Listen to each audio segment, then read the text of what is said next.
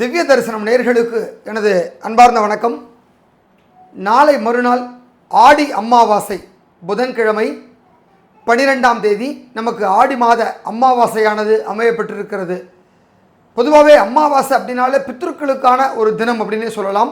அன்றைய தினம் நம்முடைய முன்னோர்களுக்கு திதி, தர்ப்பணம், இலை போடுதல், தவசம் கொடுத்தல் போன்ற பல்வேறு பித்ரு காரியங்களை செய்வதற்கான உகந்த நாள் அமாவாசை. அதிலும் வருஷத்தில் வரக்கூடிய இந்த 3 அமாவாசை ரொம்ப ரொம்ப வசதியான அமாவாசை அப்படின்னு பெரியவங்க சொல்லியிருக்காங்க. ஒன்று ஆடி அமாவாசை, இன்னொன்று தை அமாவாசை. இது ரெண்டையோட இன்னும் டாப்பான ஒரு அமாவாசை அப்படின்னா மகாலய அமாவாசை. அது புரட்டாசி மாதத்தில் வரக்கூடிய அமாவாசை மகாலய அமாவாசை. இந்த ஆடி மாதத்தில் வரக்கூடிய அமாவாசை ஆடி அமாவாசை. அதே போல் தை மாதத்தில் அந்த மகர மாதத்தில் வரக்கூடிய அமாவாசை தை அமாவாசை. ஏன் இந்த 3க்கும் அப்படி ஒரு சிறப்பு அப்படின்னா, அதாவது நான் ஏற்கனவே நிறைய தடவை சொல்லியிருக்கேன், இந்த வருஷத்தில் 6 மாதம் உத்தராயண புண்ணிய காலமாகவும் அடுத்த 6 மாத காலம் தட்சிணாயன புண்ணிய காலமாகவும் சொல்லியிருக்காங்க. அதாவது சூரிய பகவான் தன்னுடைய ரதத்தை கிழக்கிலிருந்து மேற்கும் வடக்கிலிருந்து தெற்கும் அந்த செல்கின்ற அந்த ஒரு நகர்வு தான் இந்த உத்தராயணம் தட்சிணாயனம் அப்படின்னு சொல்லி பிரித்து வச்சுருக்காங்க. அப்படின்னு பார்த்தா தை மாதம் பிறக்குது இல்லையா, அந்த தை மாதத்திலிருந்து அடுத்த 6 மாதத்துக்கு உத்தராயண புண்ணிய காலம் அப்படின்னு சொல்லப்படுகிறது. தை, மாசி, பங்குனி, சித்திரை, வைகாசி, ஆனி.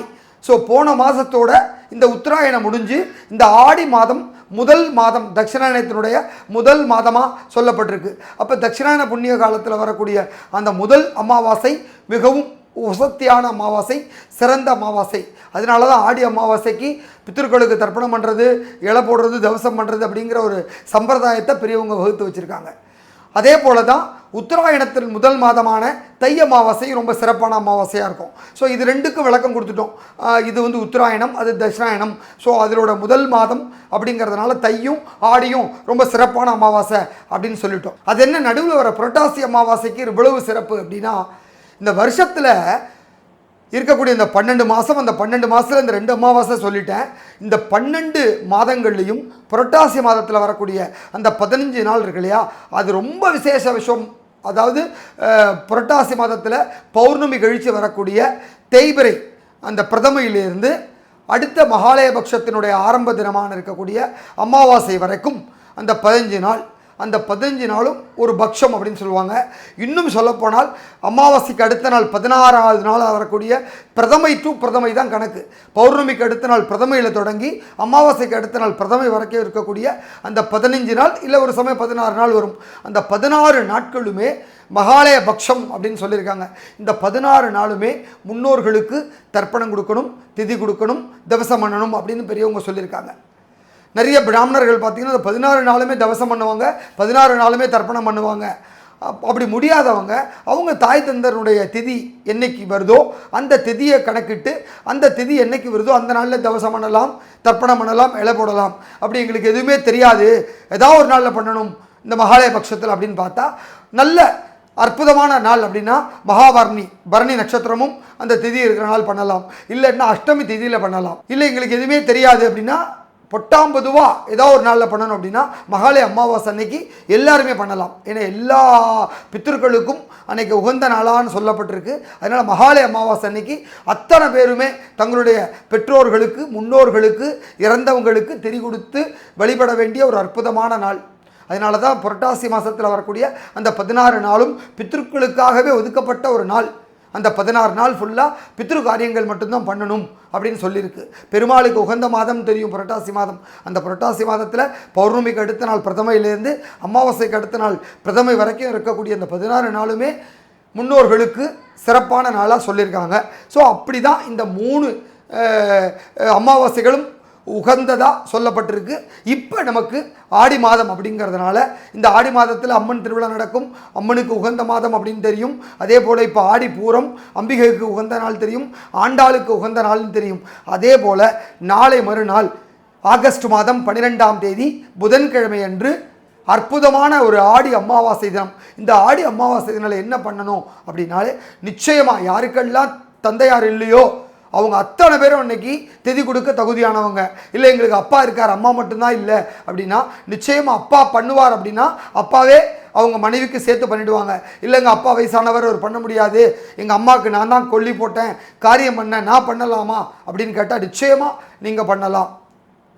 அப்பா பேர் சொல்கிற மட்டும் அவர் பண்ணக்கூடாது. தாத்தா, அவருடைய அப்பா அந்த 3 வர்க்கத்துக்கு பண்ணணும். அம்மா, பாட்டி, கொள்ளு பாட்டி அந்த 3 பேருக்கு பண்ணணும். ஸோ 6 பேருக்கும் அன்னைக்கு எள்ளும் தண்ணி இறைச்சி தர்ப்பணம் பண்ணுறது ரொம்ப விசேஷம்.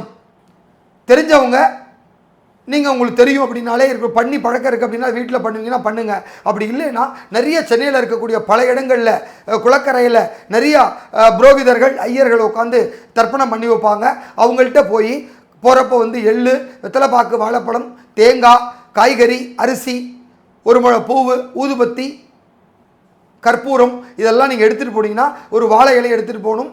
அங்கே போனீங்கன்னா அந்த இலையை போட்டு அவங்க எல்லா சம்பிரதாயங்களும் பண்ணி உங்கள் முன்னோர்கள் பேரெல்லாம் கேட்டு அவங்களுக்கெல்லாம் சங்கல்பம் பண்ணி தர்ப்பணம் பண்ணி வச்சு அதுக்கப்புறம் அந்த தட்சணையை அவங்களுக்கு கொடுத்துட்டு ஒரு நமஸ்காரத்தை பண்ணிவிட்டு அப்படியே சூரியனுக்கு ஒரு நமஸ்காரத்தை பண்ணிட்டு வந்தீங்கன்னா நிச்சயமாக அந்த சூரிய பகவான் உங்களுடைய தாய் தந்தையர்கிட்டையோ உங்களுடைய முன்னோர்கள்ட்டையோ நீங்கள் தர்ப்பணம் கொடுத்த அந்த விஷயத்தை கொண்டு போய் சேர்த்துருவார். அப்படியாக சேர்த்த அடுத்த கணம் உங்களுக்கு அந்த பித்தர்களுடைய ஆசீர்வாதமானது ஏதோ ரூபத்தில் சேரும். ஸோ நாளை மறுநாள் மறக்காமல் காலை 6 மணிலேருந்து மதியம் ஒரு 1:30 மணிக்குள்ளே இல்லை 2 மணிக்குள்ளே உங்கள் தர்ப்பணத்தை பண்ணி முடிச்சுக்கிறது ரொம்ப சிறப்பு. அதே போல் வீட்டில் இலை போடணும் அப்படின்னு நினைக்கிறவங்க அன்றைக்கி புதன்கிழமை காலம்பரையே முடிஞ்சிடும் ராகுகாலம். அதனால் மதியானம் இலை போட்டு படைக்கிறவங்க இலை போட்டு படைக்கலாம். அதே போல் நாங்கள் ஆஃபீஸ் போயிடுவோம், எங்களால் வீட்டில் சாப்பிட முடியாது அப்படிங்கிறவங்க கையில் எடுத்துகிட்டு போய் ஆஃபீஸில் சாப்பிடுங்க. மறந்துடாமல் யாருக்காவது ஒருத்தருக்கு அன்னதானம் பண்ணுறது ரொம்ப விசேஷம். அதாவது ஒரு வயதான பெரியவங்களுக்கோ அனாதை ஆசிரமத்தில் இருக்க அந்த முதியோர்களுக்கோ இல்லைன்னா ரோட்டில் ஊனமுற்றவங்களுக்கோ இல்லை ஏதாவது எதுவுமே கிடைக்கல அப்படின்னா இந்த இப்போ நம்மளை சுத்தம் பண்ணுறாங்க இல்லையா ரோட்டில் சுத்திகரிப்பு அந்த தூய்மை பணியாளர்கள் அவங்களில் யாருக்கா ஒருத்தருக்கு ஒருவேளை டிஃபனோ இல்லை ஒருவேளை லஞ்சுக்கோ ஒரு 50 ரூபா காசு கொடுத்து வாங்கிக்க சொன்னாலும் சரி, இல்லை முடிஞ்ச நீங்களே வாங்கி கொடுத்தாலும் சரி, அவ்வளோ ஒரு புண்ணியம். அந்த மாதிரியான ஒரு புண்ணிய காரியத்தை நீங்கள் நாளை மறுநாள் செய்யணும்னு நான் கேட்டுக்கிறேன். ஏன்னா தானத்திலே சிறந்த தானம் அன்னதானம். நம்மளால் ஒரு பிடிச்சபடி அரிசி யாருக்காவது கொடுக்க முடிஞ்சதுன்னா நீங்கள் தான் பெரிய மகாராஜா அளவுக்கு கொடை வெள்ளலாம் இருக்க போகிறீங்க. ஏன்னா யாருக்குமே ஒரு பருக்க கூட கொடுக்காத ஒருத்தர் எதற்குமே உதவாதவர்னு அப்படின்னு சொல்லியிருக்காங்க. அதனால தான் முடிஞ்சப்போ ஒரு பிடிச்சபடி டெய்லி எதுக்கு காக்காக்கு சாப்பாடு போடுறோம் அப்படின்னா அதுவும் ஒரு அன்னதானம் தான்.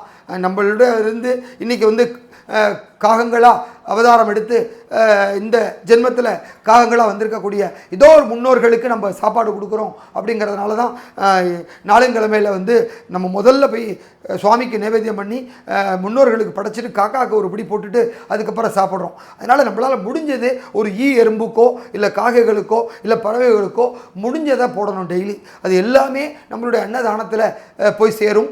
எதுவுமே கொடுக்காம எடுத்த உடனே நம்மளே சாப்பிடணும் அப்படின்னு நினைக்கிறது மிகப்பெரிய பாவம். அந்த பாவ காரியத்தை இனிமேலும் செய்யாதீங்க.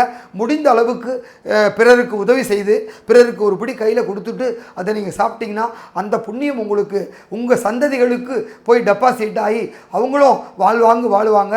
இந்த ஆடி அமாவாசை மிகவும் சிறப்பானது. அதுவும் புதன்கிழமையில் வர்றது கூடுதல் சிறப்பு.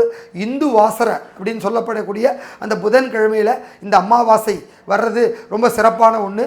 எனவே இந்த புத பகவானுடைய அருளையும் எல்லா வல்ல பெருமாளுடைய அனுகிரகத்தையும் அன்னைக்கு நம்ம பெறலாம். அதோடு முன்னோர்களுடைய ஆசீர்வாதத்தையும் பெற்று உங்களுடைய வாழ்வில் இருக்கக்கூடிய பல்வேறு தடைகளையும் மன சஞ்சலங்களையும் போக்கி எல்லா வளங்களையும் நலங்களையும் பெறணும்னு கேட்டு விடைபெறுகிறேன். நன்றி.